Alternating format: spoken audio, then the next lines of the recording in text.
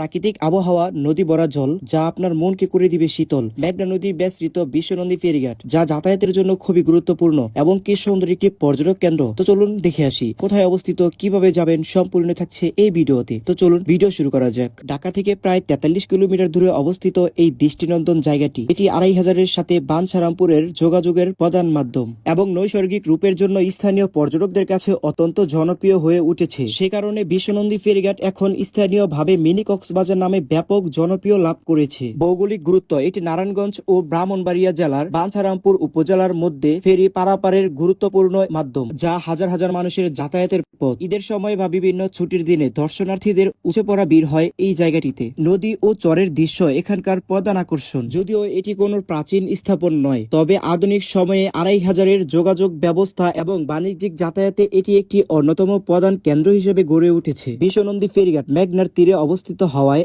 এর প্রাকৃতিক দৃশ্য খুবই চমৎকার। বর্তমানে এটি একটি জনপ্রিয় ডেটিভ বা পিকনিক স্পট হিসেবেও পরিচিত। তো এভরিওয়ান, ভিডিওটা যদি ভালো লাগে বেশি করে শেয়ার করে দিবেন আর পরবর্তীতে ভিডিও পাওয়ার জন্য পেজটি ফলো করে রাখুন।